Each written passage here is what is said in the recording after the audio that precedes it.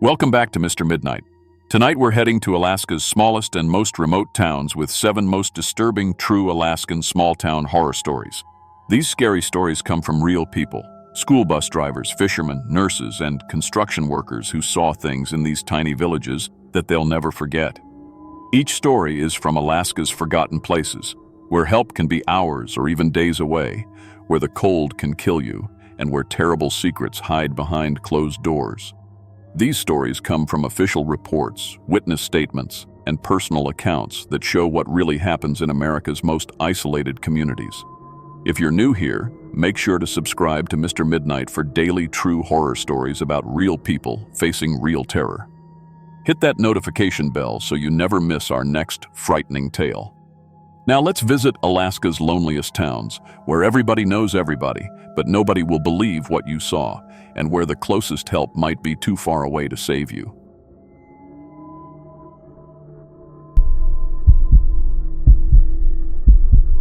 My name is Janet Cooper, and I've been driving school buses for 22 years.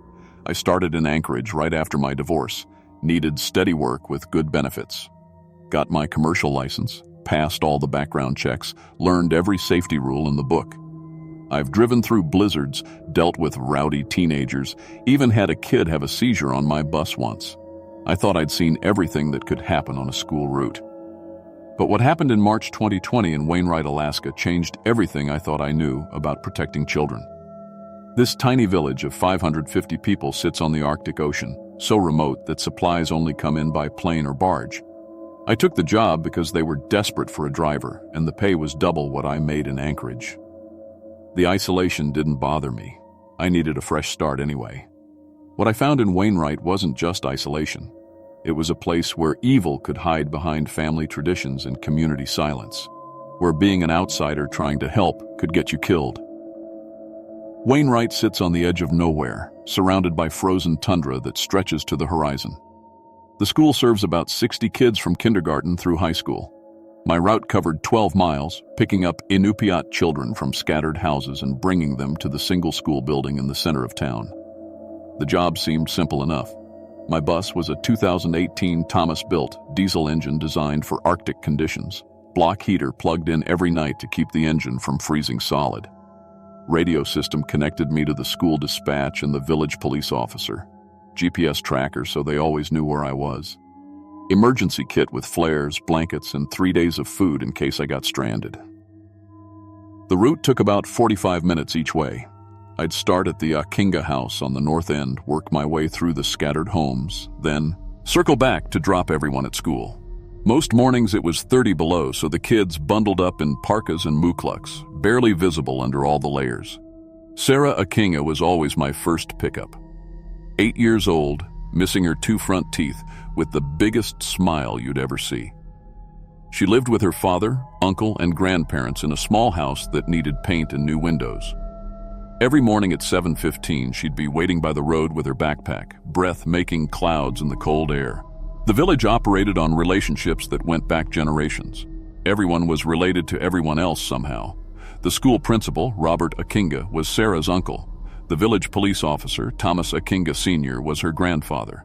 The mayor was a cousin. If you weren't born there, you were always an outsider. I should have realized sooner that being an outsider would become dangerous. It started the second week of March. Sarah climbed onto the bus like always, but something was different. She moved carefully, like everything hurt. When she sat down, I caught a glimpse of her left arm through the gap in her coat sleeve.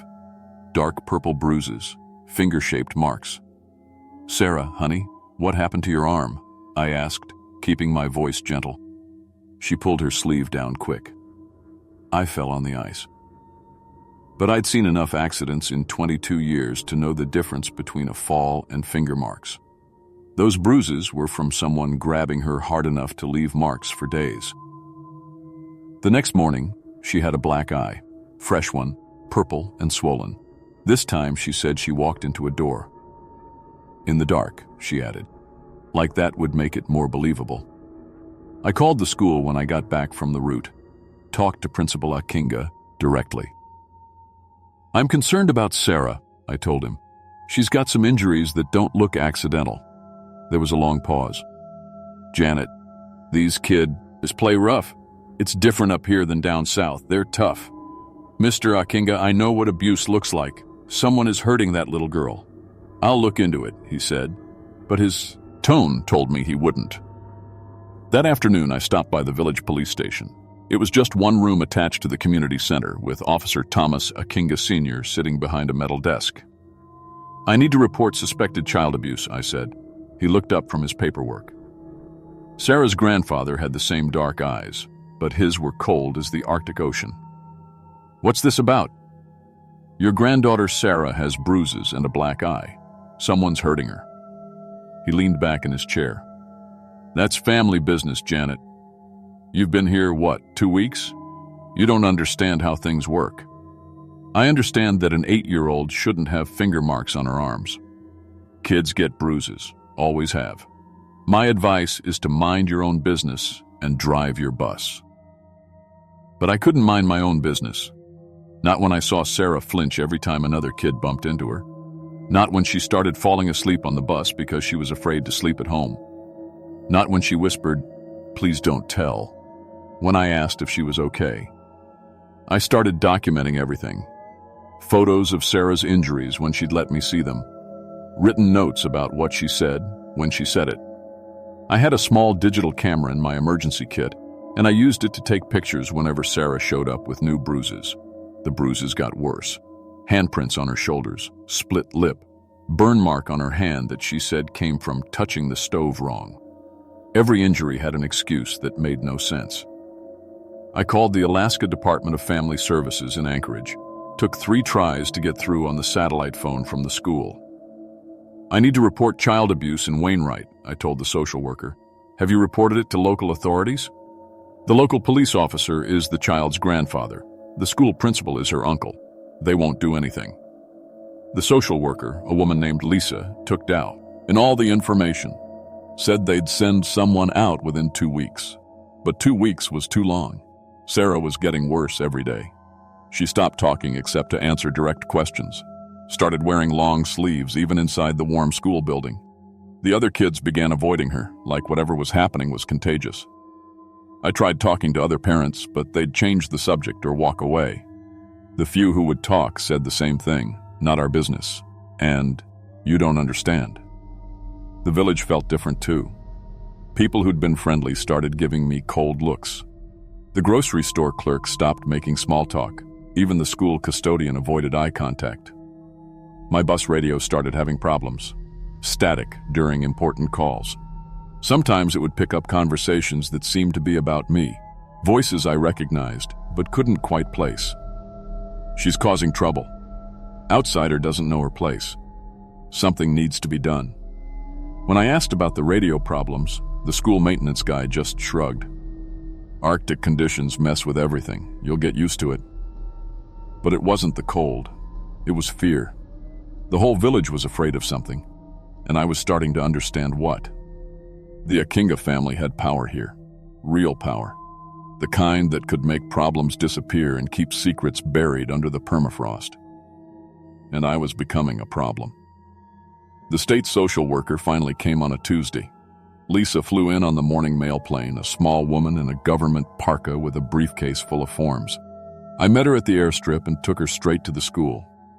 "Where's Sarah Akinga?" she asked Principal Akinga. "Homesick with the flu. Been out for 3 days." But I'd driven the route that morning, and Sarah hadn't been waiting at her pickup spot. When I asked, her cousin said she was visiting relatives in Barrow. Lisa and I drove to the Akinga house anyway. No one answered the door, but I could see someone moving around inside. Footprints in the snow led from the house to an old storage shed, then disappeared like someone had been carried. "They're hiding her," I told Lisa. "I can't force entry without a warrant," she said, "but I'll file a report recommending immediate investigation." Lisa flew out that afternoon. I never heard from her again. I knew they'd hurt Sarah for bringing outside attention to the family. Maybe already had. I couldn't wait for the state to do something that might never happen. So I made a plan. Friday morning, instead of dropping Sarah at school, I'd drive straight through to Barrow. 40 miles on a road that was barely marked, but my bus could make it. The hospital in Barrow would have to examine her, photograph her injuries, call in real authorities who weren't related to her abuser. I packed extra fuel, emergency supplies, even wrote out a statement explaining what I was doing and why. If I lost my job, so be it. Sarah's life was worth more than my career. Friday morning came. I drove to the Akinga house at 7:15 like always. Sarah wasn't there. I waited 10 minutes, then knocked on the door. Sarah's father answered, still in his pajamas, smelling like alcohol and cigarettes. "Where's Sarah?" "Visiting her aunt in Barrow. Left yesterday." "What aunt? Give me her name and address." He started to close the door. "None of your business."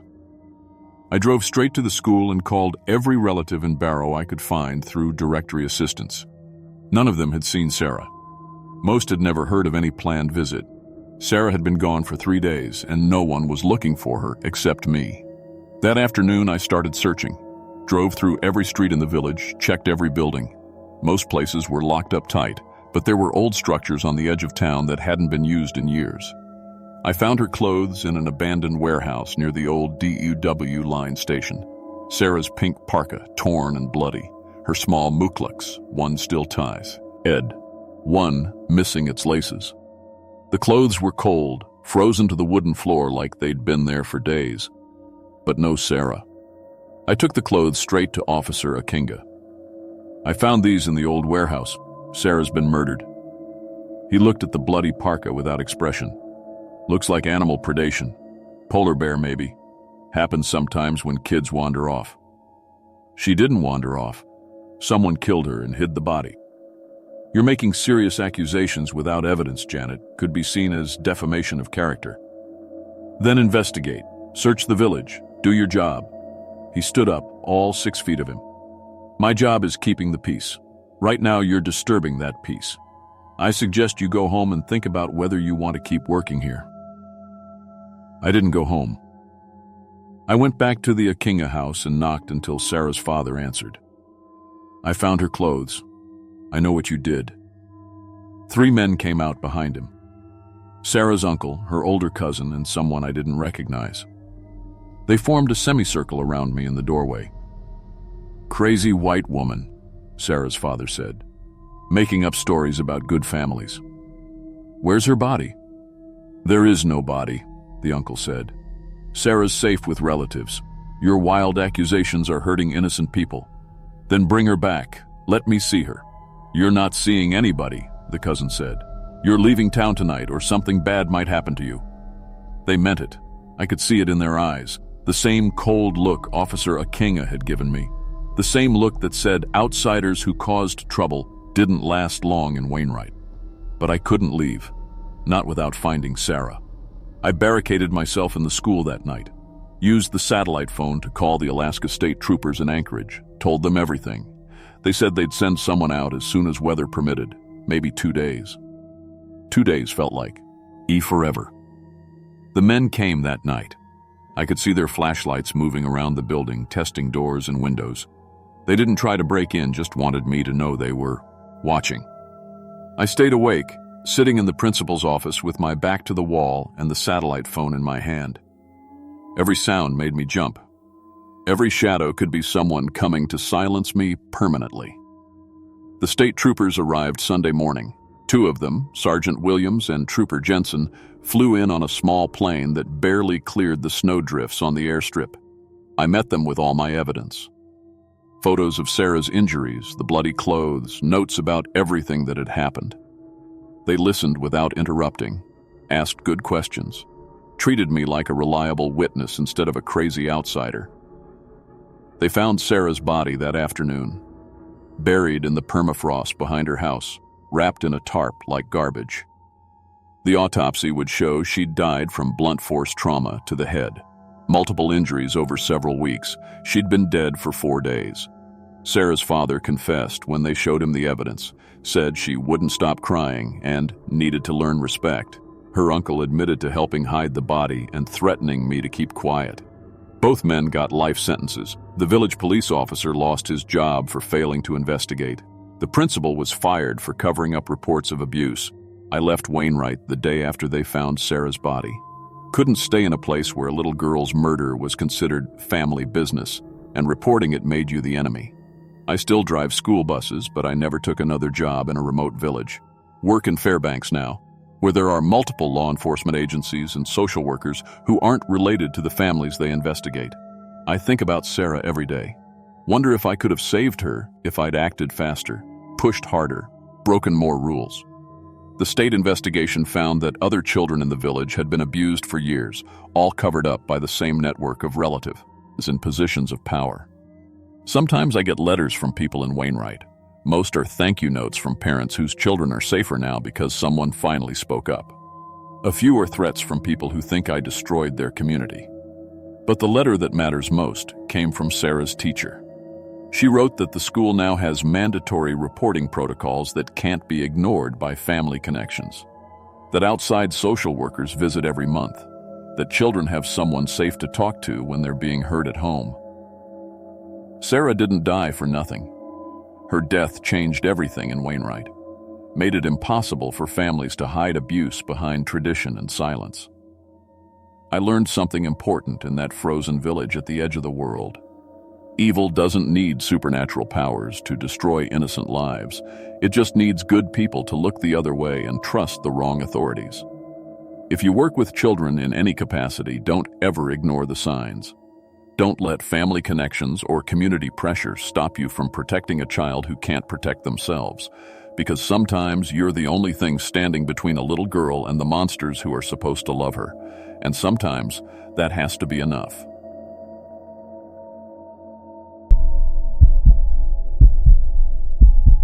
My name is Mike Petrov, and I've been a fishing boat captain for 28 years. Started when I was just 24, working the waters around Cordova, Alaska.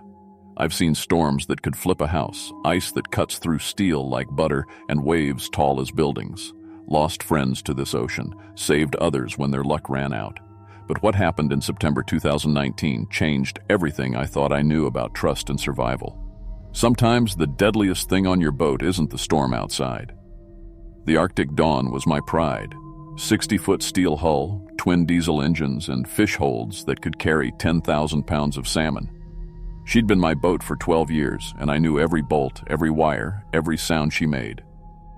The Coast Guard inspected her every season. Insurance company checked her twice a year. She was solid. September 15, 2019. Weather reports showed clear skies for the next week. Perfect time for one last salmon run before winter shut us down.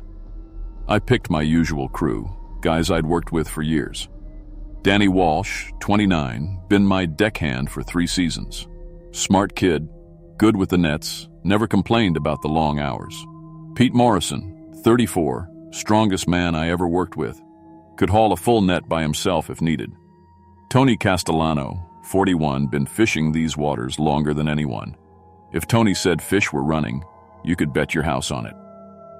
We loaded up for 10 days. Fuel tanks topped off. 800 gallons of marine diesel. Ice machine working perfect. Radio equipment all tested. Emergency beacon checked and registered. Life raft inspected just 2 months before. Everything by the book.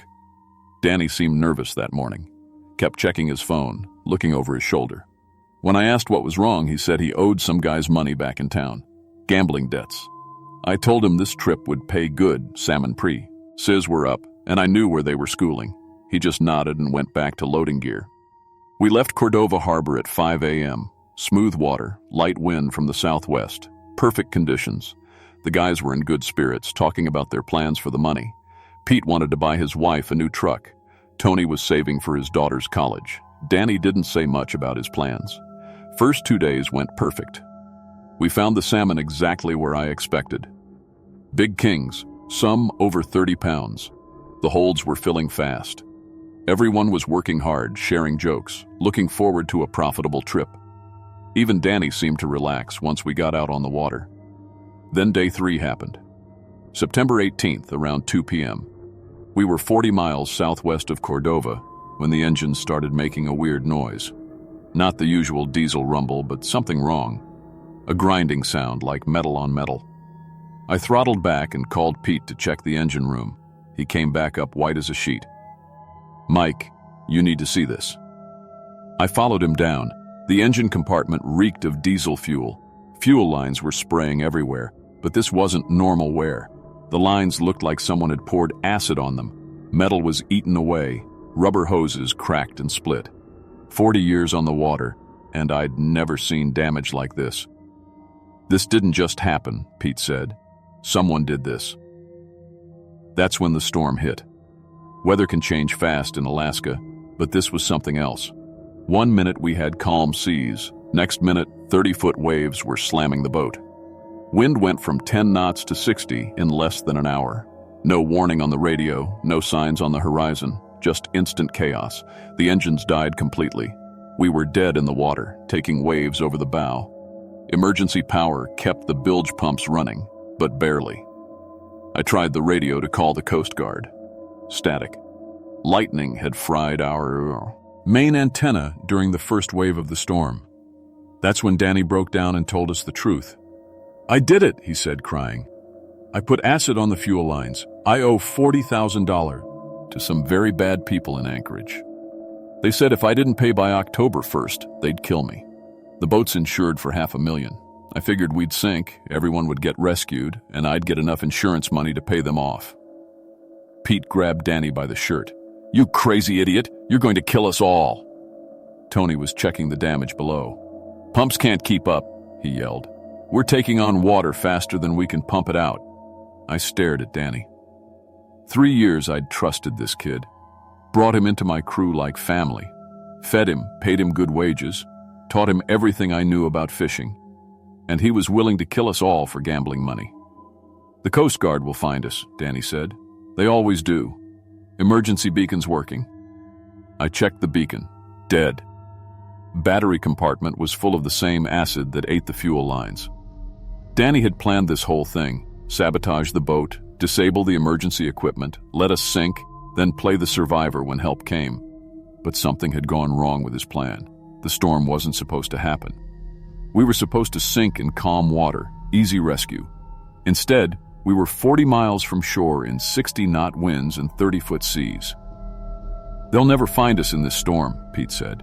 "Search planes can't fly, Coast Guard cutters can't make it out here." That's when I saw the look in Danny's eyes change. The crying stopped. The fear turned into something else. Something cold. "Well," he said, "then we stick to the story. This was an accident.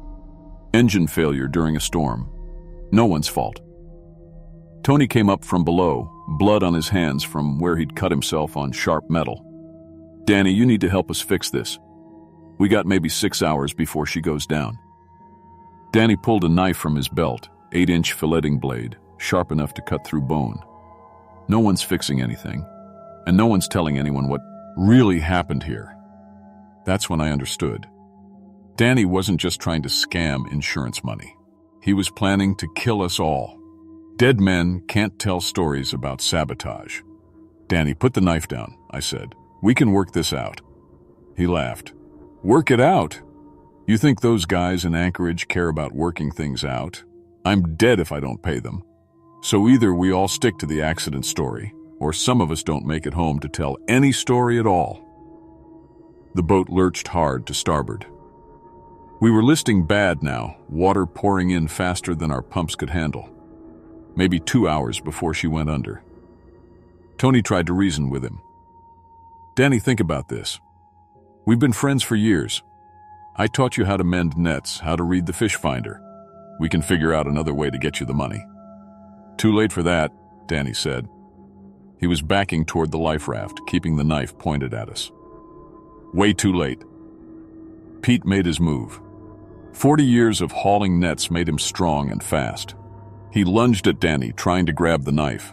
They fought on the tilting deck, both of them slipping on the wet planks. I tried to help, but the boat rolled again, throwing me against the wheelhouse. When I looked up, Tony was between Danny and Pete, trying to break up the fight. That's when Danny stabbed him. The blade went right into Tony's chest, just below his left shoulder. Tony looked surprised more than hurt. He touched the wound, saw the blood on his fingers, and looked at Danny like he couldn't believe what just happened. "You stabbed me," Tony said. "You actually stabbed me." Danny pulled the knife out. Tony stumbled backward, blood soaking his shirt. Another wave hit the boat and Tony lost his balance. He fell over the side rail into the churning water. I grabbed a life ring and threw it toward him, but the current was too strong. Tony tried to swim back to the boat, but he was losing blood fast. The water around him turned red. That's when I saw the fins. 3 of them, cutting through the water toward Tony. Sharks. The blood was calling them in. Tony saw them too. He started swimming harder, but he was getting weaker. "Help me!" he screamed. "Please help me!" I tried to get a rope to him, but the boat was drifting too fast. Pete tackled Danny, trying to get the knife away.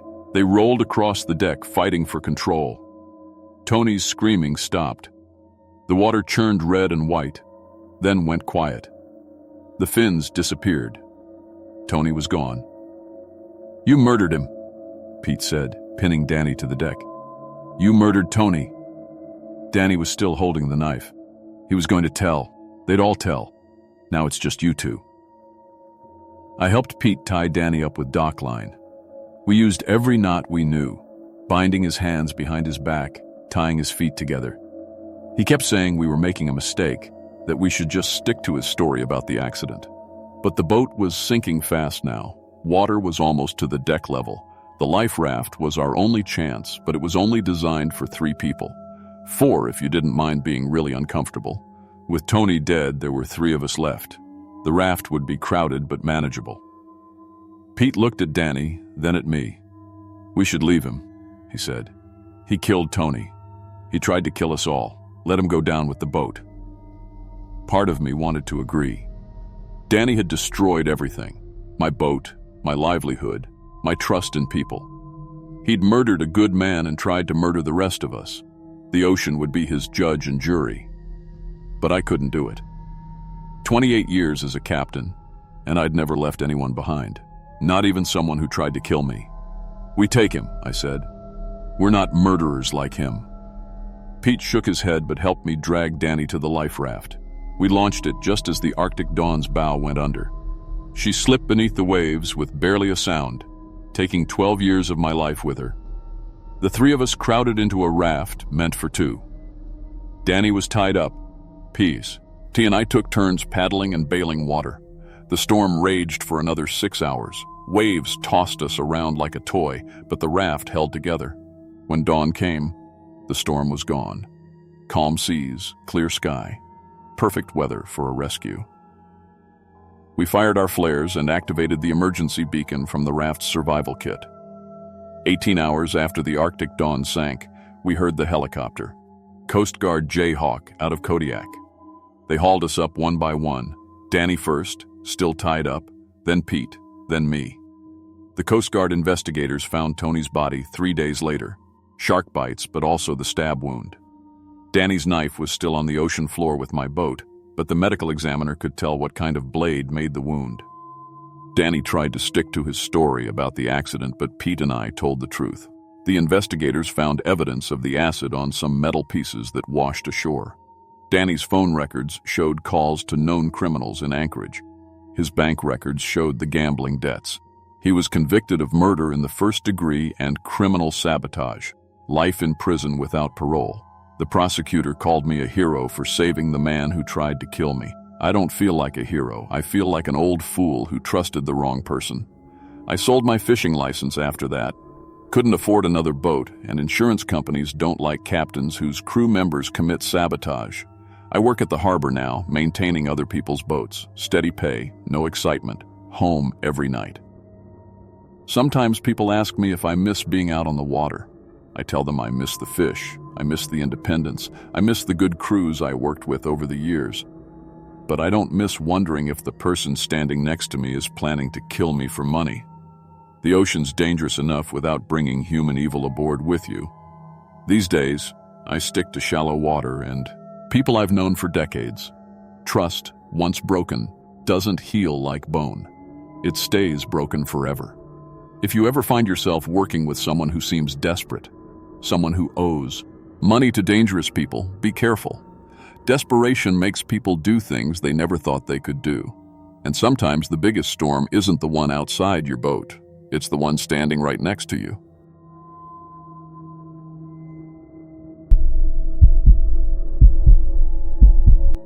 Chairman Martinez.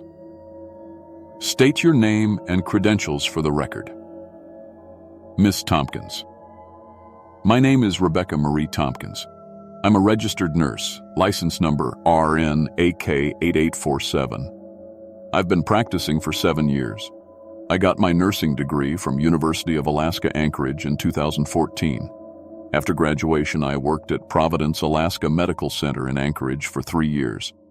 Emergency room mostly. Trauma cases, cardiac arrests, overdoses. You see everything there. In 2017, I took the position as the sole medical provider for the Shaktoolik Health Clinic. It's a small village on the Bering Sea coast. Population 2 of 50, mostly Inupiat families. The clinic serves 5 surrounding villages too. When people can't get to Nome or Anchorage, I'm all they have. I handle everything. Births, deaths, broken bones, heart attacks, diabetic emergencies, everything. I moved there because I wanted to make a real difference. These communities are forgotten by most of the medical world. They needed someone who cared. I thought I was prepared for anything. I was wrong. Chairman Martinez. Describe the events of winter 2021 that led to this hearing. Ms. Tompkins. It started in November. The first snowfall came early that year, and the village heating systems were working overtime. The clinic was busier than usual, but nothing seemed unusual at first. Just the normal winter stuff. Respiratory infections, accidents from icy conditions, elderly folks struggling with the cold. The clinic is a small building, maybe 1,200 square feet total. 2 examination rooms, a small surgical area, basic X-ray equipment, and my office. We have a satellite phone for emergencies and a radio system that connects to the other villages. The generator runs most of our equipment because the power grid isn't reliable. My daily routine was always the same. Check the generator fuel levels, test the radio, review accounts, nigh overnight messages from the other villages. The medicine refrigerator needed constant monitoring because if the power went out, we'd lose all our vaccines and insulin. I kept detailed logs of everything: temperatures, inventory, patient visits. The state requires it for rural clinics. The heating system in the clinic was old but worked fine. It burned coal like most buildings in the village. The coal came from a supplier in Fairbanks, delivered by barge during the summer months. Each building had a coal shed where we stored enough fuel to last the winter. Chairman Martinez.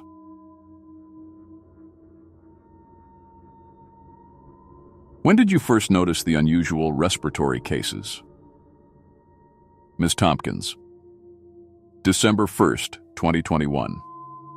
A mother brought in her 4-year-old daughter, Emma Kanguk. The child had a severe cough that sounded different from anything I'd heard before. It was wet and crackling, but also had this metallic wheeze. Her breathing was labored and she was running a low-grade fever. I examined her lungs with my stethoscope. The sound was wrong. Instead of clear air movement or even normal congestion, there was this grinding noise with each breath, like sandpaper rubbing together inside her chest. I'd never heard anything like it in 7 years of nursing. I started her on antibiotics and albuterol treatments for the breathing problems, standard protocol for respiratory infections in children. I told the mother to bring her back in 2 days if she didn't improve. The next day, 2 more children came in with identical symptoms. Same wet, crackling cough, same metallic wheeze, same grinding sounds in their lungs. Both were under 5 years old. I started them on the same treatment protocol. By December 3rd, I had 12 children with these symptoms, all under 5, all from different families scattered around the village. The antibiotics weren't working. If anything, the children were getting worse. Chairman M. Martinez. What was your assessment at that time? Ms. Tompkins. I suspected some kind of environmental contamination. 12 children with identical, unusual respiratory symptoms don't just happen by coincidence. I started asking the families detailed questions about their daily routines, what the children ate, where they played, what they were exposed to. The common factor was obvious. They all lived in houses heated by coal from the same supplier. But coal-heated homes were normal in Shaktoolik. Families had been using coal heat for decades without these problems. I called the state health department on December 3rd to report the cluster of cases. The connection was terrible. It always was during winter storms. I spoke with Dr. Sarah Chen, the regional epidemiologist. I described the symptoms and requested immediate medical evacuation for the sickest children to Anchorage. Dr. Chen denied the evacuation request. She said weather conditions made flights impossible and that my description didn't warrant emergency transport. She told me to continue supportive care and send detailed reports of all cases. That same evening, Emma Kanguk died. Chairman Martinez. Describe what happened. Ms. Tompkins. Her mother called me at 11:47 p.m. Emma was having severe breathing difficulties. I grabbed my emergency bag and ran to their house. It's maybe 200 yards from the clinic, but the wind was brutal that night. Visibility was almost zero. When I got there, Emma was in full respiratory distress. Her lips were blue and she couldn't speak. I could hear fluid in her lungs without even using the stethoscope. I started emergency oxygen and called for a medical evacuation on the satellite phone. The dispatcher in Anchorage said no flights could get through until the storm passed. Minimum 48-hour delay. Emma couldn't wait 48 minutes, let alone 48 hours. I worked on her for 3 hours. CPR, manual ventilation, everything I could do with the equipment I had, but her lungs were filling up faster than I could clear them. She died at 2:23 a.m. on December 4th. In children, die before. In the ER in Anchorage, we lost kids to trauma, congenital defects, cancer. It's horrible, but you understand the cause. This was different. Emma died because her lungs were drowning from the inside, and I had no idea why. Chairman Martinez. What did you do next? Ms. Tompkins. I made a decision that I know violated protocol. With the family's permission, I performed an examination of Emma's lungs. Not a full autopsy. I'm not qualified for that. But I needed to see what was killing these children. What I found changed everything. Emma's lungs were filled with a black granular substance. It wasn't fluid or blood or normal infection discharge. It looked like fine sand mixed with dark powder. The substance was coating the inside of her airways and filling the tiny air sacs where oxygen exchange happens. I collected samples in sterile containers and tested them with the basic chemistry kit we keep at the clinic for urinalysis and blood work. The results showed high levels of carbon particles and what appeared to be asbestos fibers. I photographed everything and documented the findings. 3 more children died over the next week, all with the same black substance in their lungs. I performed the same examination each time, with family permission. The pattern was identical. Chairman Martinez. How did you determine the source of contamination? Ms. Tompkins. I started testing everything in the village that could produce airborne particles. The coal was the obvious suspect, so I took samples from several homes' coal supplies. Using the clinic's basic testing equipment, I found that the coal was contaminated with industrial waste. I contacted the coal supplier, Arctic Fuel Distribution in Fairbanks. The owner, Marcus Webb, initially denied any problems with his product, but when I threatened to involve federal environmental agencies, he admitted that he'd been mixing demolished building materials with the coal to increase his profit margins. The coal he'd been selling to rural villages was actually about 40% heating, coal and 60% ground-up construction waste, including asbestos insulation from old buildings. He'd been poisoning entire communities to save money on disposal costs. Chairman Martinez. What was the response when you reported these findings? Ms. Tompkins. I immediately contacted Dr. Chen again and demanded emergency evacuation for all affected children. I sent her the photographs, test results, and my documentation. I told her we had a mass poisoning event that required immediate intervention. Dr. Chen's response was that my testing methods were unreliable and outside the scope of nursing practice. She said the basic chemistry kit wasn't designed for environmental testing and that my findings couldn't be considered valid without proper laboratory analysis. She was technically correct, but children were dying while we waited for proper procedures. I also contacted the village council to inform them of the contamination. The council consists of 5 elected members, mostly older men who'd lived in Shaktoolik their entire lives. I expected them to be outraged and demand immediate action. Instead, they were angry with me. Council Chairman Peter Kanguk, Emma's grandfather, accused me of creating panic and disrespecting the dead by examining his granddaughter's body. Other council members were worried about the economic impact if the village had to switch heating sources midwinter. Marcus Webb had called the council before I could meet with them. He'd offered to provide free coal for the rest of the winter if they would handle the situation locally. The council voted 4-1 to continue using the contaminated coal and to ask me to stop interfering with village business. Chairman Martinez: How did you respond to this decision? Ms. Tompkins: I couldn't watch more children die. I started secretly contacting families and urging them to leave the village immediately. I told them their children would die if they stayed. Some families listened and made arrangements to stay with relatives in other villages or in Nome, but many families had no transportation and nowhere to go. The village is isolated, no road access, and flights were expensive and weather-dependent. I realized that telling people to leave wasn't enough. I had to do something more. I started hiding children in the clinic overnight. I told their parents it was for observation and treatment, but really I was getting them away from the contaminated air in their homes. I set up cots in the examination rooms and kept the clinic's air filtration system running constantly. By mid-December, I had 8 children staying at the clinic full-time. Their parents would visit during the day, but the kids slept and spent most of their time in the cleaner air environment. Some of them started showing improvement after a few days away from the contaminated coal smoke. Chairman Martinez: When did the situation escalate further? Ms. Tompkins: Marcus Webb found out about my interference when several families canceled their coal orders and demanded refunds. He drove to Shaktoolik on December 18th, took a charter flight and then snowmobile from the airstrip.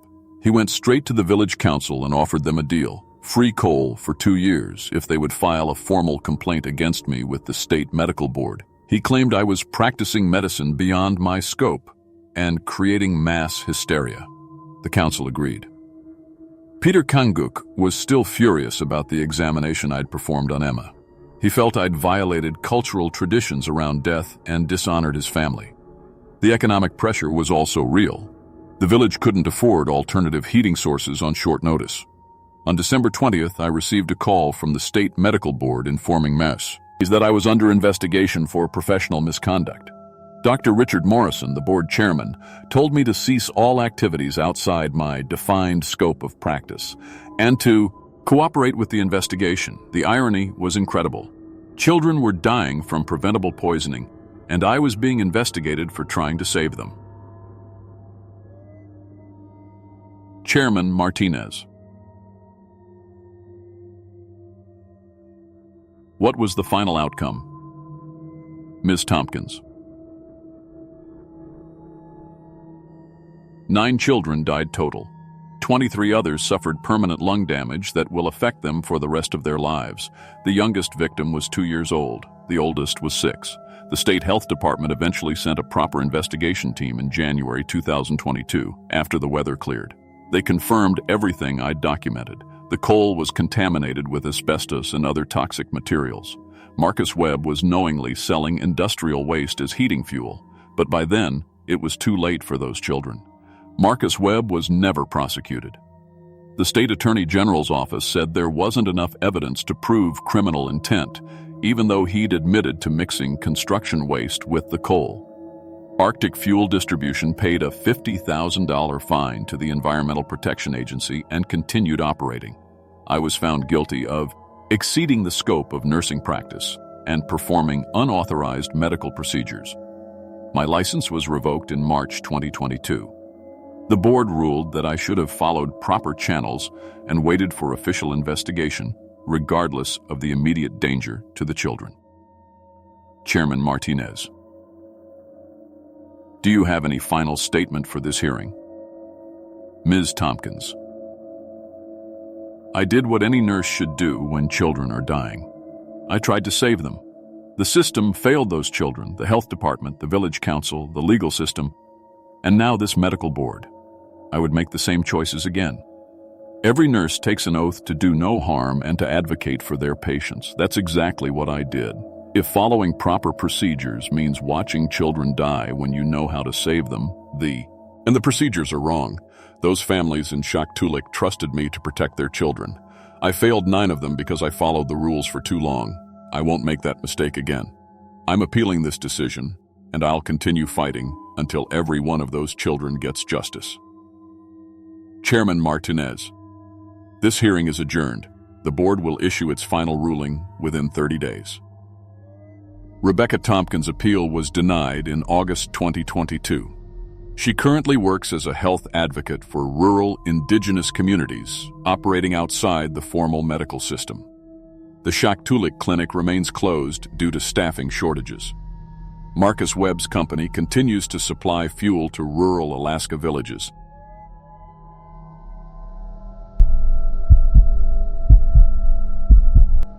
My name is Jake Morrison, and I've been working construction for 15 years. Started right out of high school, worked my way up from carrying tools to running heavy machinery. I've done everything. Roads, buildings, bridges, you name it.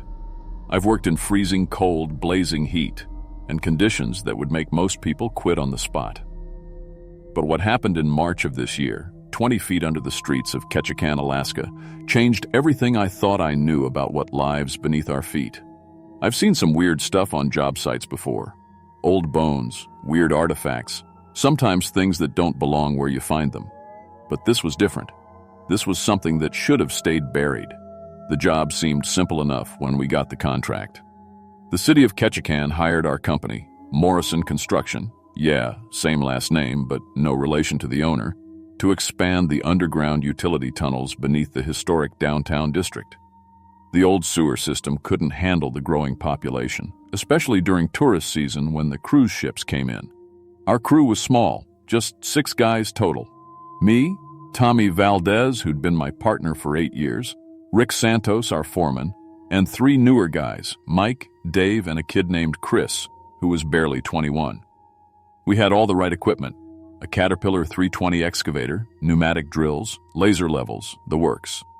The plan was to dig new sewer lines about 20 feet below street level, connecting to the existing system 3 blocks over. The work area was right in the heart of downtown, between Creek Street and Front Street. Historic area, lots of old buildings from the early 1900s when Ketchikan was booming with salmon canneries and lumber mills. The city made us work night shifts to avoid disrupting traffic and businesses. Made sense, but working underground in the dark always feels different. More isolated.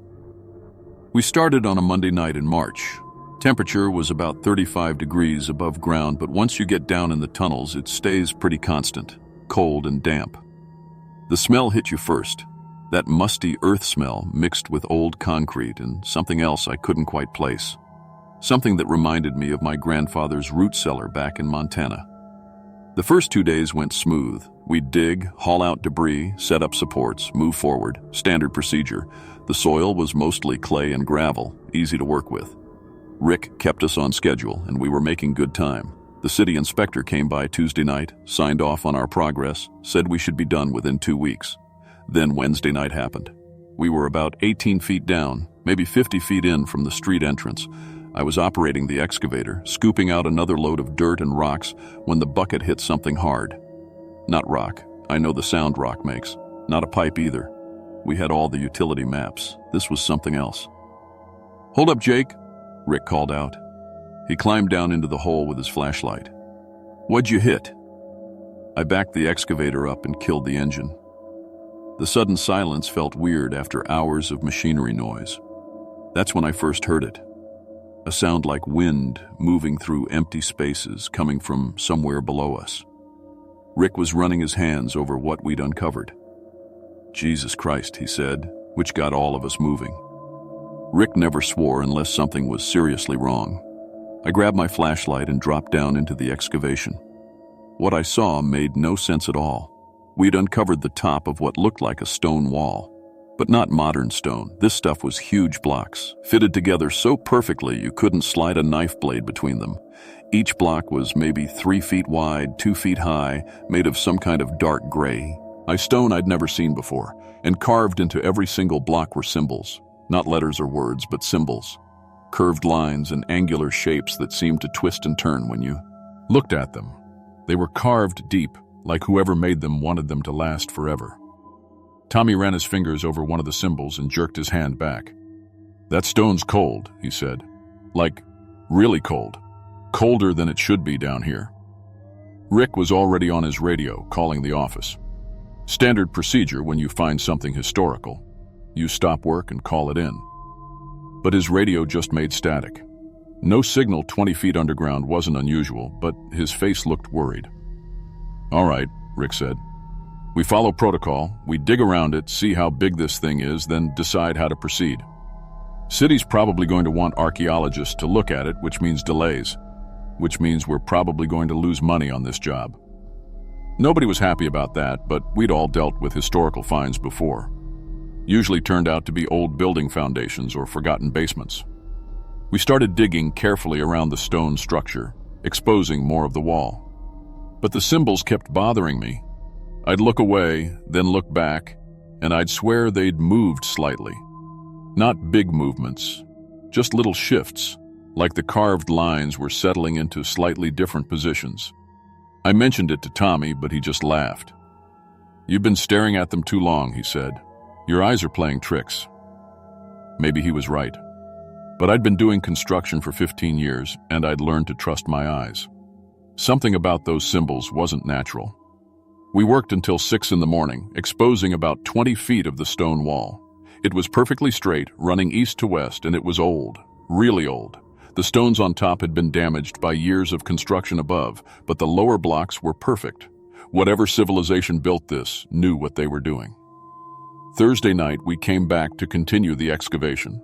The plan was to expose the full perimeter of the structure, then tunnel around it.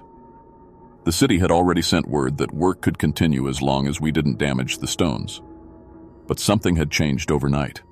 The gap between two of the stones, a gap that had been maybe an inch wide when we left, was now 3 inches wide, and it was dark inside that gap.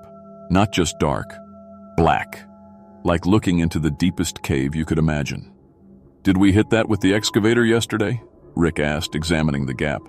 I shook my head. "We were careful, never touched those stones directly." Rick shined his flashlight into the gap, trying to see how deep it went. The beam just disappeared. Whatever was behind those stones was hollow and big. That's when we heard the scratching. It was faint at first, like mice in the walls. But as we all went quiet and listened, it got clearer. Something was scratching at stone from inside the structure. Not random scratching, rhythmic, deliberate. Scratch, scratch, scratch. Pause. Scratch, scratch, scratch. Pause. Chris, the young kid, backed away from the wall. "What the hell is that?" "Probably just water," Rick said, but his voice didn't sound convinced.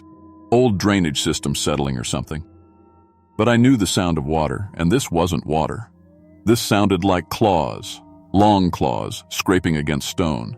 We tried to continue working, but everyone was on edge. Every time the excavator started up, we'd all listen when it stopped, waiting for that scratching sound, and it was always there. Sometimes louder, sometimes softer, but always that same rhythm. Around 2 in the morning, the scratching stopped completely. The sudden silence was almost worse than the noise.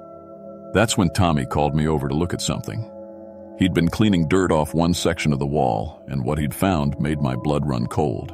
The stones weren't just carved with symbols, some of the symbols were fresh, not ancient fresh, recent fresh, like something had been carving new symbols from inside the structure. "Jake," Tommy whispered, "these symbols, they're different. From yesterday, I'm sure of it." I compared them to photos I'd taken on my phone the night before. He was right. New symbols had appeared, carved in the same deep style as the ancient ones, but the stone dust around them was fresh. Something inside that stone structure was alive, and it was trying to communicate, or trying to get out. Friday night, I almost didn't come to work. My wife Sarah had been asking questions about why I'd been so quiet all week, why I kept checking the locks on our doors before bed. But construction workers don't get paid sick days, and I needed this job. The gap in the stones was wider when we arrived, 6 inches now, and that black emptiness behind it seemed to pull at your eyes. Mike had brought a stronger flashlight, one of those LED spotlights with 3,000 lumens. When he shined it into the gap, we could see that the space behind the wall was definitely hollow and big. "I'm going to take a closer look," I told Rick. "Jake, I don't think that's a good idea." But I was already moving toward the wall. 15 years of construction had made me curious about how things were built, and this stone structure was the most interesting thing I'd ever found. I wanted to understand what we were dealing with. I got down on my knees and put my face close to the gap. The LED spotlight lit up a chamber that had to be at least 20 feet across. The walls were covered in those symbols, thousands of them, carved from floor to ceiling. But what caught my attention was the floor. It was covered in bones. Not human bones, at least I didn't think so. These were long and thin, like bird bones, but bigger, much bigger. They were scattered everywhere like something had been eating and just throwing the leftovers aside. I was about to pull back when I saw movement in the shadows at the far end of the chamber. Something large was moving back there, something that didn't want to come into the light. I could see parts of it, a glimpse of pale white skin, something that might have been a hand, but with fingers too long to be human. "There's something in there," I whispered to Tommy. "Something alive." That's when the hand shot through the gap. It happened so fast I barely had time to jerk backward. A massive pale white hand thrust through the opening, fingers spread wide, claws scraping against the stone edges of the gap.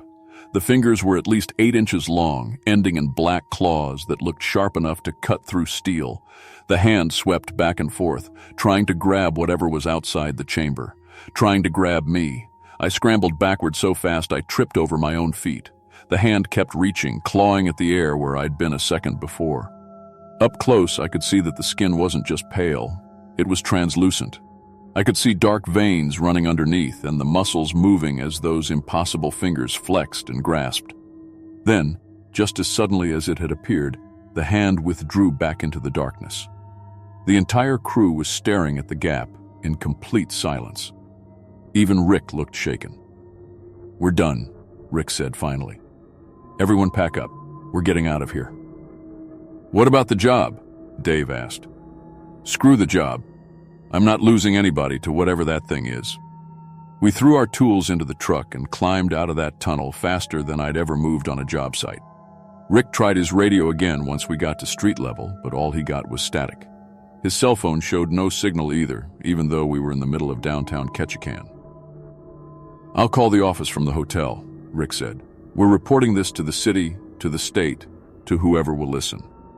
This is way above our pay grade." But when Rick called the office Saturday morning, our supervisor Mike Grady just laughed. "Cave-in hallucination," Grady said. "Bad air down there can make you see all kinds of things. You guys have been working too many night shifts. Take the weekend off, come back Monday, and finish the job." Rick tried to explain what we'd seen, but Grady cut him off. "Look, Rick, the city's paying us good money for this job. We're not walking away because you guys got spooked by some shadows. Monday night, you go back down there and finish the tunnel." Monday night came, and we were back in the tunnel. But something had changed over the weekend. The gap in the stones was now wide enough for a person to crawl through. And there were marks in the concrete walls of our tunnel. Deep scratches, like something with very large claws had been testing the strength of our construction. The scratch marks led away from the stone structure toward the tunnel entrance, toward the surface. "It got out," Tommy said quietly. We followed the claw marks up the tunnel. They continued up the access ladder across the street and disappeared down a storm drain opening 3 blocks away in downtown Ketchikan. That was when we found the dogs. 3 stray dogs, all dead, all found within 2 blocks of that storm drain. Each one had been torn apart by something with claws, long black claws that left marks identical to what we'd seen in the tunnel. I quit that night. Didn't even go back for my last paycheck. Tommy quit too, and so did Chris.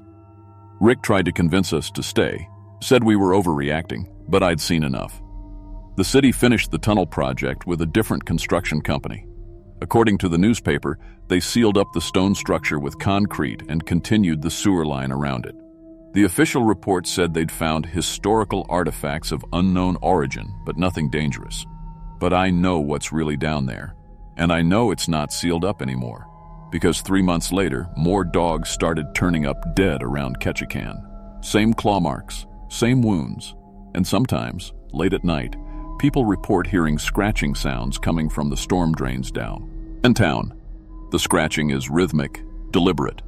Scratch, scratch, scratch, pause, scratch, scratch, scratch, pause, just like what we heard in the tunnel. I don't work construction anymore. Sarah and I moved back to Montana last month. I got a job at a hardware store.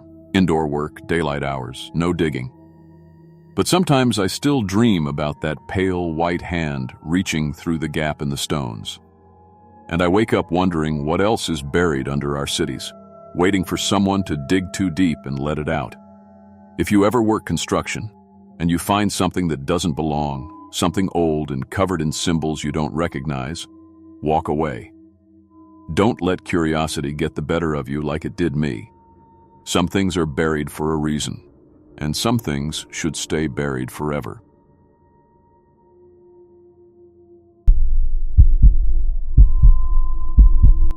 My name is Sarah Chen, and I've been teaching elementary school for 8 years. I got my degree from the University of Alaska and started working right here in Bethel after graduation. I love working with kids, watching them learn to read, helping them solve math problems, seeing their faces light up when they finally understand something new. I've dealt with all kinds of students over the years. Shy kids, loud kids, kids with learning problems, kids from tough homes. I thought I'd seen everything. But what happened in October 2022 at Bethel Elementary changed everything I thought I knew about children. And it made me realize that sometimes the thing sitting in your classroom isn't a child at all. October 15th, 2022. I remember the exact date because that's when my principal, Mrs. Rodriguez, brought Tommy Uki to my classroom. It was Monday morning, right after we finished the Pledge of Allegiance. "Mrs. Chen, this is Tommy," she said, putting her hand on the boy's shoulder. "He's new to Bethel and will be joining your class." Tommy looked like any normal 8-year-old boy. Dark hair, brown eyes, about average height for 3rd grade. He wore a blue hoodie and jeans, had a plain black backpack. Nothing strange about him at first glance. "Hi, Tommy," I said, smiling. "Would you like to tell the class a little about yourself?" He just shook his head and looked down at his shoes. "That's okay," I told him. "Sometimes it takes time to feel comfortable." I showed him to an empty desk near the window. He sat down quietly and didn't say a word for the rest of the morning. At Bethel Elementary, we only have 85 students total, so getting a new kid in the middle of the semester was unusual. Most families move here in summer, not halfway through the school year. But Alaska is different. People come and go for work, following fishing seasons or oil jobs. The first week, Tommy Essen seemed perfectly normal. He was quiet, polite, turned in his homework on time. He never caused any problems, never talked back, never got in trouble. If anything, he was too perfect. Most kids his age can't sit still for 5 minutes, but Tommy could sit perfectly still for hours. The first thing I noticed was lunchtime. Every day, Tommy would sit at the cafeteria table with his lunchbox, but he never ate anything. He would just sit there and watch the other kids eat.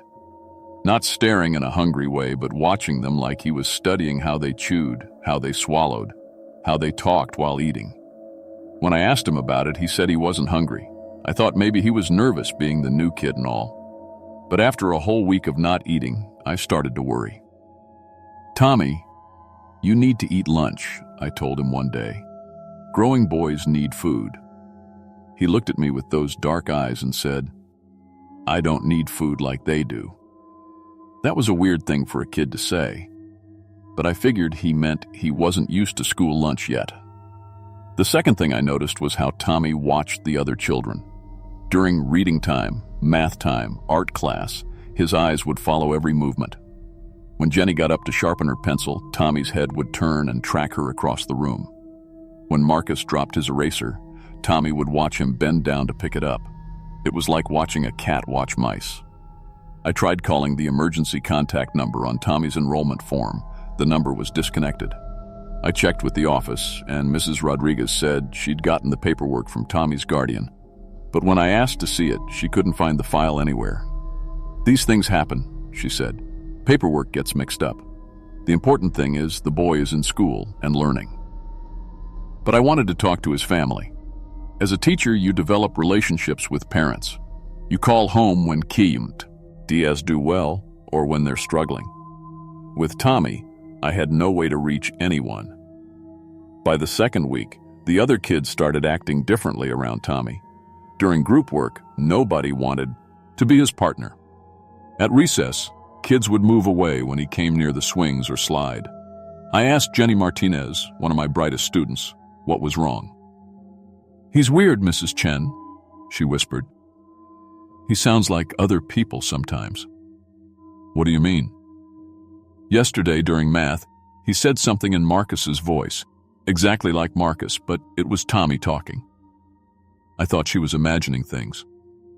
Kids have active imaginations, and sometimes they see patterns that aren't really there. But then I heard it myself. It was Thursday morning. We were doing reading circles, and Tommy was in the group by the window. I heard him say, "Can I go to the bathroom?" in what sounded exactly like Sarah Kim's voice. Same tone, same accent, everything.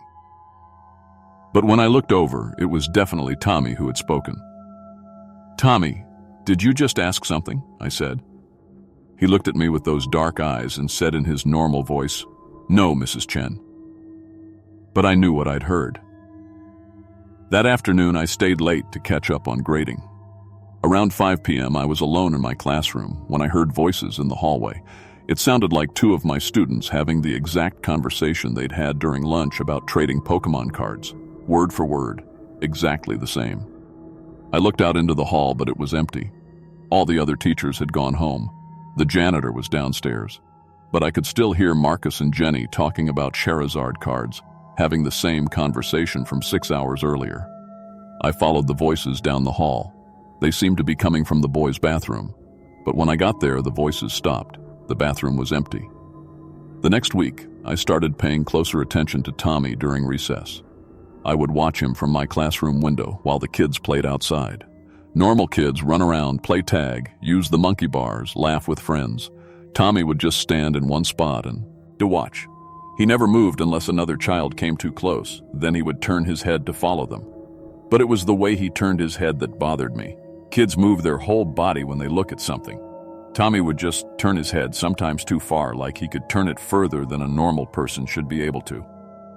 One day I went outside during recess to get a closer look. I walked over to where Tommy was standing by the fence. "How are you doing, Tommy?" I asked. "Would you like to play with the other kids?" He turned to look at me, and for just a second his face looked wrong, like his features shifted, rearranged themselves, then snapped back to normal. It happened so fast, I thought I imagined it. But then I noticed his shadow. The sun was directly overhead, so everyone's shadow should have been a short, dark spot directly below them. But Tommy's shadow was long and stretched out to the side, like the sun was setting instead of straight up. I looked up at the sun, then back down at his shadow. It didn't match where he was standing or where the light was coming from. "Tommy," I said, my voice shaking a little, "how long have you lived in Bethel?" "All my life," he said. "Where did you go to school before here?" "I've always gone to school here." "But this is your first day was October 15th. You're new." He stared at me for a long moment. "I've always been here, Mrs. Chen. You just didn't notice me before." That afternoon, I went to Mrs. Rodriguez's office. I told her about Tommy not eating, about the strange voices, about his shadow being wrong. I explained that I couldn't reach his emergency contact and that his enrollment paperwork was missing. "Sarah," she said, using my first name in that tone adults use when they think you're being silly, "you're a good teacher, but you have an overactive imagination. The boy is quiet and well-behaved." His test scores are excellent. He's not causing any problems. But Mrs. Rodriguez, something isn't right about him. The other kids are scared. The other kids need to learn to be more welcoming to new students. She cut me off. Tommy is a perfectly normal child, and I don't want to hear any more of this nonsense. I left her office feeling frustrated and confused. Maybe I was imagining things. Maybe the stress of teaching and the long Alaska winter was getting to me. But that night, I couldn't sleep. I kept thinking about Tommy's shadow pointing the wrong way. The next Monday, Jenny Martinez came to me before class started. She looked scared. "Mrs. Chen, can I tell you something about Tommy?" "Of course, Jenny. What is it?" "Friday after school, I went to the bathroom before my mom picked me up. I was washing my hands and looked in the mirror." She paused, like she wasn't sure I'd believe her. "I saw Tommy's face looking back at me instead of mine." "What do you mean?" "In the mirror, I had Tommy's face. His hair, his eyes, everything. But I could feel my own face with my hands. It was still me, but the mirror showed Tommy." I knelt down to her level. "Jenny, that sounds very scary. Are you sure that's what you saw?" She nodded. "And when I turned around, Tommy was standing by the bathroom door, watching me. He said, 'Thank you for letting me borrow it.' Then he left." A chill ran down my spine. "Borrow what, Jenny?" "My face." That night, I went to Best Buy and bought a small security camera, the kind people use to watch their houses when they're away. I hid it on top of my classroom bookshelf, behind some decorations, where it could see most of the room. I set it to record during school hours. If something strange was happening with Tommy, I wanted proof. For 3 days, nothing unusual showed up on the recordings. Just normal classroom activities. Tommy sitting quietly, doing his work, not bothering anyone. But on Thursday, I checked the footage from after school. At 4:30 p.m., long after all the students had gone home, the camera caught something. Impossible. Tommy was still in the classroom. On the video, I could see him standing up from his desk. But instead of walking normally, his body stretched upward, like he was made of rubber. His arms got longer, his legs extended, his neck stretched out. He looked like a person-shaped balloon that someone was inflating. Then he started moving around the room, but not walking. He flowed across the floor like liquid, going from desk to desk. At each desk, he would pause and change. His face would shift into the face of whichever student sat there. Marcus's face, then Jenny's, then Sarah Kim's, then back to his own. But the worst part was when he got to my desk. He stood there for 5 minutes, practicing. I watched him cycle through every student's voice, saying things they had said during class that day. Perfect imitations. Every word, every tone, every accent exactly right. At the end of the recording, Tommy looked directly at the camera. Even though I had hidden it well, he knew exactly where it was. He stared right into the lens and smiled. But it wasn't a child's smile. It was something else entirely. Then the recording cut out. The next morning, I came to school early. Tommy was already at his desk, sitting perfectly still, hands folded, staring straight ahead. "Tommy," I said, "we need to talk." He turned to look at me. "About what, Mrs. Chen?" "About what you really are." For a moment, his face went completely blank. No expression at all, like someone had turned off a TV. Then he smiled that same horrible smile from the camera. "I don't know what you mean," he said. But now his voice sounded different. Older, like an adult trying to sound like a child. "I saw the recording, Tommy. I know you're not human." He stood up from his desk. As he did, I noticed he was taller than he had been yesterday. Not much, just an inch or two, but enough that I could tell. "Mrs. Chen," he said. And now his voice was my voice coming out of his mouth. "You shouldn't have done that." "What are you?" I whispered. "I'm learning," he said in Jenny's voice. "I'm practicing," he continued in Marcus's voice. "I'm getting better," he finished in my voice again. "Learning what?" "How to be human." He tilted his head too far to the right. "It's harder than it looks. So many little details. The way you breathe, the way you blink, the way you move your hands when you talk." He stepped closer to me.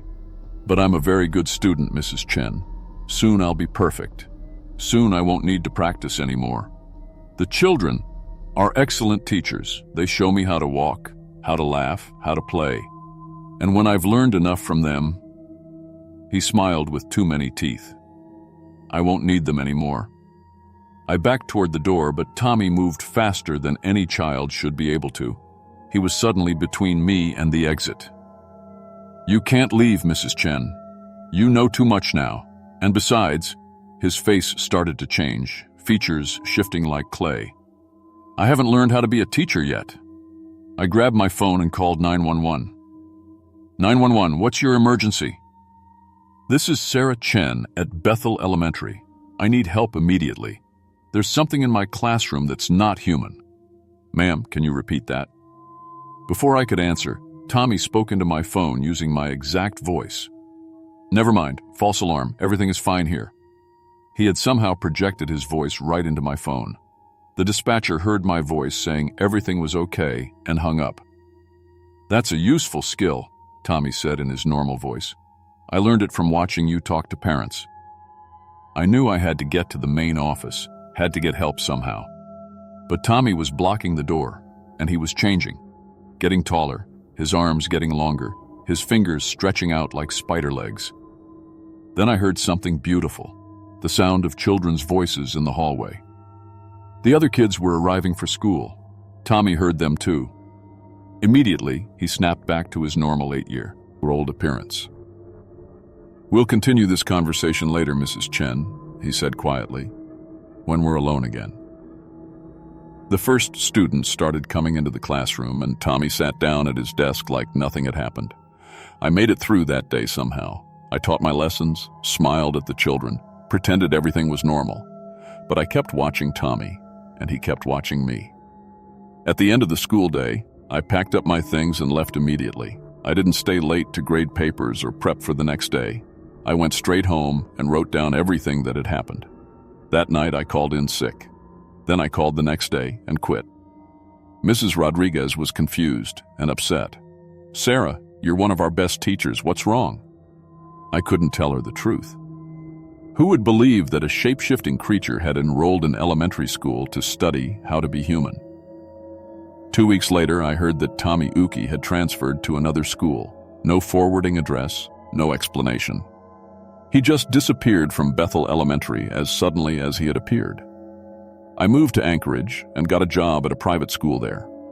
I still teach 3rd grade, but I'm more careful now. I pay attention when new students enroll mid-semester. I watch for kids who don't eat lunch, who stare too much, whose shadows don't match their bodies. Because I learned something important that October. Not everything that looks like a child actually is one. And sometimes, the most dangerous predators are the ones that have learned to copy the faces of the innocent. I still have that security camera footage saved on my computer. Sometimes, late at night, I watch it again to remind myself that I'm not crazy, that what I saw was real.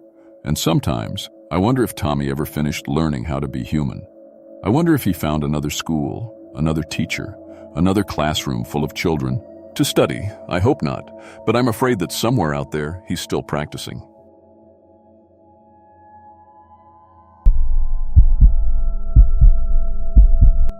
My name is Captain Bob Valdez, and I've been a commercial fisherman for 22 years. Started as a deckhand when I was 18, worked my way up through every position on a crab boat. I've got my master's license, my radio operator's permit, and I've survived 3 boat fires, 2 engine failures in 20-foot swells, and more storms than I can count. I run the Northern Star out of Dutch Harbor. She's a 120-foot crab boat, steel hull, built in 1987 but maintained like she rolled off the line yesterday. We fish king crab during the winter season, when the Bering Sea turns into something that wants to kill you every single day. I've pulled men out of freezing water, fought fires in 40-knot winds, and kept crews alive when everything went wrong at once. But what happened in December 2021, 60 miles northwest of Dutch Harbor, changed everything I thought I knew about what lives in these waters. And I'm telling you this story because the Coast Guard says I have to, for the official record, even though they're going to seal this file the minute I finish talking. The Northern Star left Dutch Harbor on December 12, 2021, with a full crew of 5. Besides myself, I had Tony Reeves as first mate. Been working with me for 8 years, steady as they come. Carlos Martinez was our newest deckhand, only his second season, but eager to learn. Danny Walsh and Mike Patterson rounded out the crew, both experienced guys who knew their way around a crab pot. We were heading to our usual fishing grounds about 60 miles out, where the continental shelf drops off into deep water. The weather forecast showed rough conditions, 15 to 20-foot seas with winds gusting to 40 knots. Nothing we hadn't handled before. The Northern Star can take a beating, and my crew knew their jobs. Our fishing plan was standard winter king crab. We had 200 pots to set in a grid, pattern over about 10 square miles of ocean floor. Each pot weighs around 750 pounds when loaded with bait, and we drop them in water ranging from 200 to 400 feet deep. The work is hard, dangerous, and cold, but king crab was going for $8 a pound that season. The boat's electronics were all functioning normally when we left port. Our GPS plotters showed our position, the fish finder was painting the bottom clearly, and the radar swept a clean picture of the surface around us. Radio communications with Dutch Harbor were clear, and our emergency beacon was tested and ready. The first 3 days went exactly as planned. We set our pots in rough but manageable seas, marked each location on our GPS, and started the waiting period before our first pull. The crew worked well together. Everyone stayed warm and dry between deck periods, and our engine ran smooth and steady. December 15th started like any other day. We were running a transit to check some pots we'd set on the northern edge of our grid. The weather had calmed down to 10-foot seas with light winds, almost pleasant by Bering Sea standards. I was in the wheelhouse monitoring our course when Tony called up from the galley. "Cap, you better take a look at the fish finder. Something's not right down there." I glanced at the sonar display and saw what he meant. Instead of the usual bottom reading showing scattered fish and crab, there was a massive return about 50 feet off the seafloor. The signature was solid, dense, and moving slowly parallel to our course. "Probably a whale," I called back. "Gray whale maybe, or a right whale."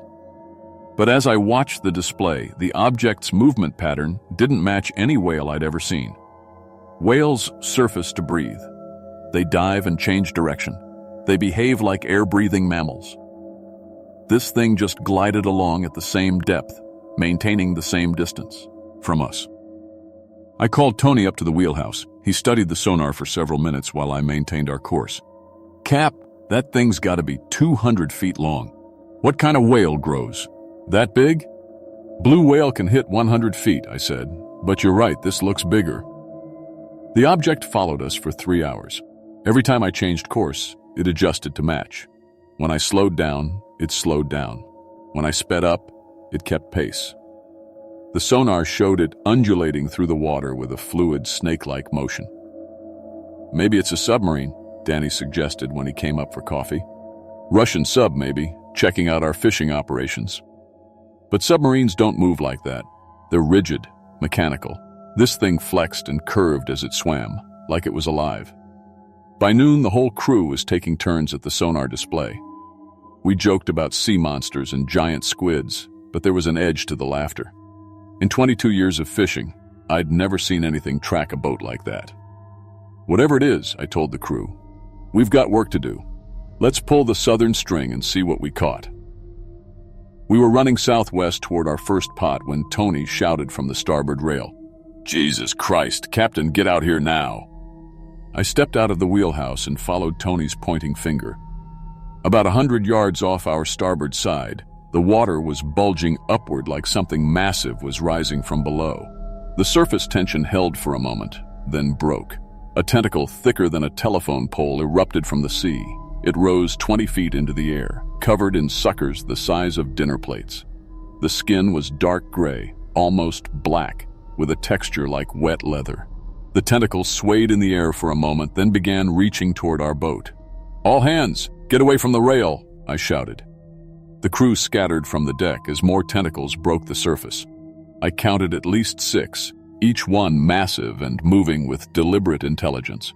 They explored the air around our boat like fingers feeling for something in the dark.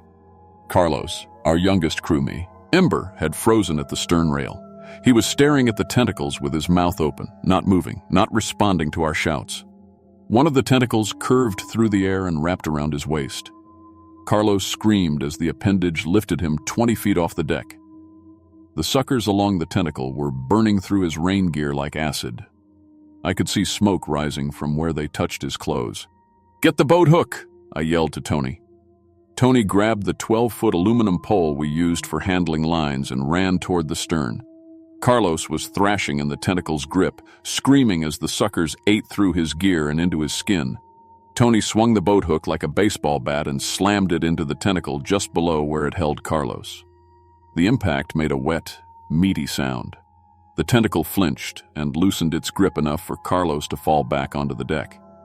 He hit the fiberglass hard, his rain gear smoking and torn.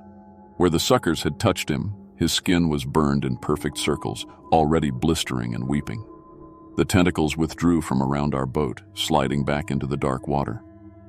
But then something else began to surface. A head the size of a small car broke through the waves 50 yards away. It was triangular, like a massive squid, but wrong in ways that made my brain hurt to look at. The beak was lined with rows of teeth like a shark's mouth, but it was the eyes that froze me in place. They were the size of car tires, black as deep water, and they looked directly at me with unmistakable intelligence. The creature studied our boat for maybe 30 seconds. I could feel its attention like a physical weight. Then it slipped back beneath the surface and vanished, leaving only disturbed water and the smell of deep ocean. I grabbed the radio and switched to the Coast Guard emergency frequency. Coast Guard Dutch Harbor, this is the fishing vessel Northern Star. We have a medical emergency and need immediate evacuation. Over. The response came back clear and professional. Northern Star, this is Coast Guard. Dutch Harbor, state the nature of your medical emergency. Over. I looked at Carlos, who was conscious but going into shock from his burns. How do you explain acid burns from a sea monster? Coast Guard, we have a crew member with severe chemical burns. Unknown marine life encounter. We need helicopter evacuation immediately. Over. Northern Star, confirm you said unknown marine life? Over. That's affirmative, Coast Guard. Request immediate medical evacuation. Crew member has third-degree burns. Cause unknown. Over. The Coast Guard helicopter reached us in 45 minutes. The rescue swimmer had to be lowered to our deck because the seas were too rough for a water landing. Carlos was unconscious by then, but stable. What the hell did this to him? The rescue swimmer asked as we loaded Carlos into the rescue basket. We're not sure, I said. Some kind of marine animal we've never seen before. The helicopter crew flew Carlos to Anchorage General Hospital. We followed the Coast Guard cutter back to Dutch Harbor, where federal agents were waiting at the dock. Dr. Sarah Chen, a marine biologist from the University of Alaska, examined Carlos's wounds 3 days later. She took tissue samples from his burns and photographed the circular scar pattern left by the suckers. These burn marks don't match any known marine creature, she told me during her interview. The pattern is consistent with some kind of acid secretion, but the protein structure in the tissue samples doesn't exist in any species we've cataloged. So what are you saying? I asked. I'm saying that whatever did this to your crew member, it's not in any textbook. The Coast Guard classified our incident as an unidentified marine life encounter. My official report was filed, Carlos's medical records were sealed, and we were all asked to sign non-disclosure agreements. Carlos recovered, but the CI, cellular scars on his torso and arms, never fully healed. He quit fishing and moved back to California. Won't talk about what happened, not even to me. I still run the Northern Star out of Dutch Harbor, but I don't fish those waters anymore, 60 miles northwest of port. The crew thinks it's because the crab moved to different grounds. I let them think that. Sometimes, late at night when we're running back to port, I check the sonar. Most of the time it shows normal bottom structure, scattered fish, the usual returns you'd expect. But sometimes, maybe once every few months, I see that signature again. A massive object moving through the deep water, 200 feet long, undulating like it's alive. When that happens, I change course immediately. I don't care if we leave crab pots behind. I don't care if the crew thinks I'm losing my nerve, because I know what's down there in the deep water of the Bering Sea. And I know it's still watching us, waiting in the dark between the continental shelf and the abyss. The ocean is bigger than most people realize. We've mapped less than 20% of the seafloor. We don't know what lives in the deepest trenches, what swims in the midnight zone where sunlight never reaches. But after December 15th, 2021, I know we're not alone out there. And whatever's sharing these waters with us, it's been here a lot longer than we have. That's my statement for the record. You can file it wherever you want, classify it however you need to. But that's what happened to the Northern Star and her crew, 60 miles northwest of Dutch Harbor, Alaska. And that's why Carlos Martinez has scars that no marine biologist can explain, and why I don't fish the deep water anymore. Some things are better left alone.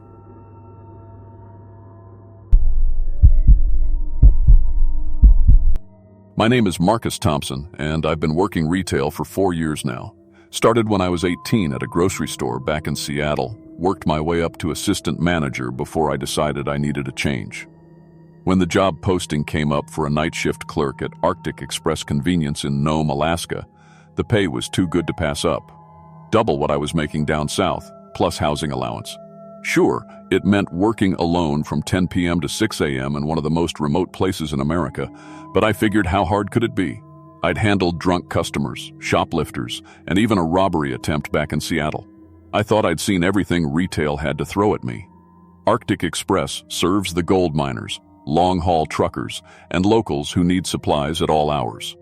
During gold rush season, which runs from May through September, we'd get miners coming in at 2 a.m. for energy drinks and cigarettes before heading back to their claims. Truckers would stop for coffee and road snacks on their way to deliver supplies to remote villages. It was steady work, and after the chaos of city retail, I liked the predictable quiet. But what happened in March 2023 changed everything I thought I knew about working alone at night. It started with just one customer who seemed a little off. By the end, I was questioning everything I thought I understood about what's possible in this world. The Arctic Express sits on the edge of Nome, right where the town meets the wilderness. It's a simple rectangular building with big windows across the front, fluorescent lights inside, and a parking lot that's more gravel than pavement. Behind the store, there's nothing but spruce trees stretching into the darkness for hundreds of miles. The closest neighbor is a gas station about half a mile down the road, and they close at midnight. My shift started like any other night in early March. Temperature was sitting around minus 15, which is pretty normal for that time of year. I'd unlock the front door, flip on all the lights, start the coffee machine, and check that the security cameras were recording properly. We had 6 cameras total. 2 covering the parking lot, 1 on each aisle inside, 1 behind the counter, and 1 covering the back entrance. The routine was simple: stock the coolers, clean the hot food area, do inventory counts on cigarettes and alcohol, and help whatever customers wandered in. Most nights I'd see maybe 10 people total, a few miners grabbing supplies, a trucker or 2, maybe some locals picking up beer or snacks. By 3 a.m., things usually got dead quiet until the early morning crowd started showing up around 5:30. That first night I noticed him, March 8th, I was restocking the beef jerky display when I heard the door chime at exactly 3:17 a.m. I looked up to see a tall, thin man walking through the entrance. He had to be at least 6.5 feet tall, maybe taller, wearing an oversized dark coat that went down to his knees. The coat looked old, like something from the 1980s, made of some kind of heavy material that didn't move right when he walked. What struck me first was how quiet he was. Most people coming in from that cold make noise, stomping their feet, blowing on their hands, making some comment about the weather. This guy just glided in like the cold didn't bother him at all. He went straight to the meat section, picked up 2 packages of raw ground beef, then walked over to the battery display and grabbed a 4-pack of D-cell batteries. Same brands every time, the cheap store brand ground beef and basic alkaline batteries. When he came to the counter, he set the items down without saying a word. I tried the usual small talk. "Cold night, huh?" Or, "Find everything okay?" But he just stared at me, not in a rude way, exactly, but like he was studying me. His eyes were pale blue, almost gray, and there was something off about the way they caught the fluorescent light. They seemed to reflect it back like an animal's eyes would in headlights. He paid with exact change, counting out bills and coins without breaking eye contact. The coins were old and tarnished, some of them so worn I could barely make out the dates. A few looked like they might be from the 1960s or earlier. When I handed him his receipt, his fingers were ice cold, even through the thin latex gloves I wore for handling money. The whole interaction took maybe 2 minutes, and then he was gone, walking back out into the night. I watched through the window as he crossed the parking lot, but instead of going to a car or truck, he just kept walking toward the tree line behind the store. I figured maybe he'd parked on the road or was staying at one of the mining camps within walking distance. The next night, same thing. 317. Exactly. Same items, same routine. I started paying more attention to details. His coat never seemed to have snow on it, even though it had been snowing lightly most of the day. His boots didn't make the squeaking sound that cold rubber usually makes on the linoleum floor, and his eyes definitely didn't adjust to the bright store lights the way normal eyes should. By the end of the first week, I was genuinely curious about this guy. In 4 years of retail, I'd never had a customer with such a rigid routine. Always the same time, same items, same amount of money, and he never spoke a single word. I tried engaging him different ways, asking about the weather, the gold mining, anything to get a response. He would just stare at me with those strange pale eyes, take his items, and leave. That's when I decided to check the security footage. I waited until my break the second week and pulled up the recordings on the office computer. The cameras had clear views of the parking lot and the area around the store, so I figured I'd finally get a look at what kind of vehicle he was driving. Maybe that would give me some clue about who he was or where he was coming from. What I saw on the footage made no sense. At 3:16 a.m., the parking lot was empty. At 3:17, the man was walking toward the front door, but there was no car, no truck, nothing in the lot. I rewound and watched it again. 1 second, the lot was empty. The next second, he was just there, walking from the direction of the trees behind the store. But the trees were a good 50 yards from the building, across rough ground covered in snow. I switched to the rear camera to see if maybe he'd parked back there, but the footage just showed empty wilderness. Then I watched him leave. He walked out the front door, crossed the parking lot, and headed straight into the tree line. No hesitation, no trail, just walked into the dense spruce forest like he knew exactly where he was going. That was weird enough, but when I really studied the footage, I noticed something else. The way he moved wasn't quite right. His arms seemed too long for his body, hanging down past where they should. And his walk was strange, not limping exactly, but like he was being very careful about how he placed each foot, like someone learning to walk upright. I started watching for him more carefully after that. The third week, I positioned myself with a clear view of the entire store when 3:17 came around. He bought his usual items, but this time I followed him to the window and watched as he left. He walked across the parking lot in a straight line toward the trees, but his stride length seemed to increase with each step. By the time he reached the tree line, he was covering ground faster than any normal person should be able to walk. On March 23rd, I made a decision that I still regret. I was going to follow him. I waited until he left the store, then grabbed my coat and the big flashlight we kept behind the counter. The temperature was around, and -20, and the snow was crunchy under my boots. I could see his footprints clearly in the beam of my flashlight, and I started following them toward the woods. The first thing I noticed was that the prints started out normal, about size 12 boots, human-shaped. But as I followed them away from the store, they began to change. The toe area got longer and wider, and I could see what looked like claw marks extending beyond where the boot sole should end. The stride length increased too, going from normal human steps to something more like 6-foot strides. I followed the trail for about 20 minutes, my flashlight beam cutting through the darkness between the trees. The forest was completely silent except for the crunch of snow under my feet and my own breathing. No wind, no animal sounds, nothing.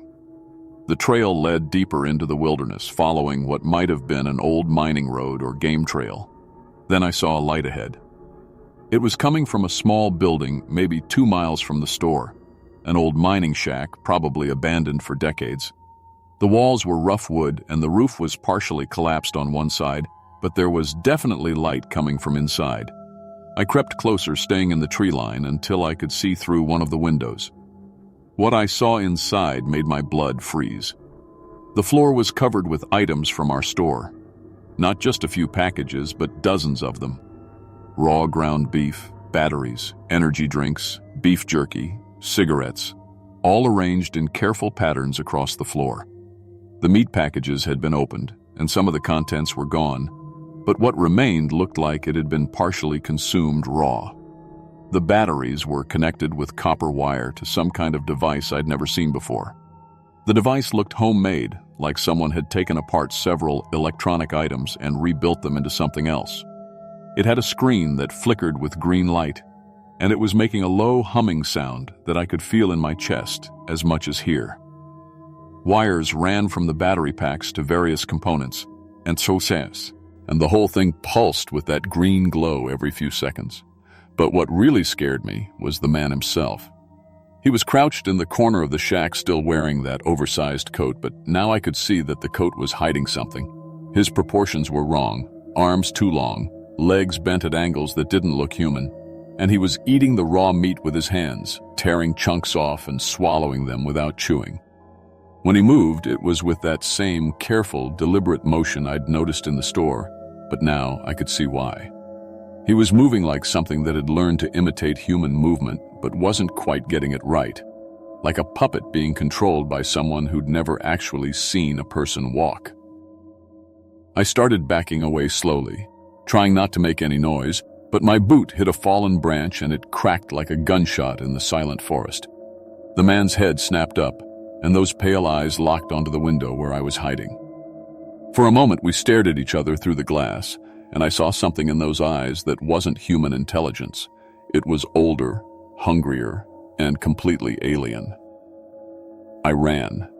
I crashed through the forest as fast as I could, following my own footprints back toward the store. Behind me, I could hear something moving through the trees, but it wasn't running. It was moving with purpose, like it knew exactly where I was going and wasn't worried about catching up. When I finally burst out of the tree line behind the store, I was gasping and shaking from more than just the cold. I fumbled with my keys to get back inside, locked the door, and called my supervisor. I told him I was sick and needed to leave early. I'd never left a shift before completion, but I couldn't stay there another minute. The next morning, I went to the store manager and put in my 2 weeks' notice. I made up some story about a family emergent. Cy back in Seattle. I couldn't tell him the truth. Who would believe it? But here's the thing that still bothers me most. That last night, after I got back to the store, I checked the security footage from the rear camera. The timestamp showed me running out of the forest at 4:23 a.m., but according to the front cameras, the strange customer had left the store at 3:19 a.m., same as always. I'd been in those woods for over an hour, but somehow he'd gotten back to the shack, done whatever he was doing with those store items, and I'd still found him there. Either the cameras were wrong or time doesn't work the same way in that part of the forest. I finished my last shift 2 weeks later and drove straight to Anchorage, then caught the first flight back to Seattle. I never told anyone what I saw in that shack, and I never tried to find out what that device was or what he was doing with all those store items. The manager who replaced me lasted 3 months before he quit too. The night shift position at Arctic Express has been through 6 different people since I left. According to the local newspaper, they're having trouble keeping anyone in that job for more than a few weeks.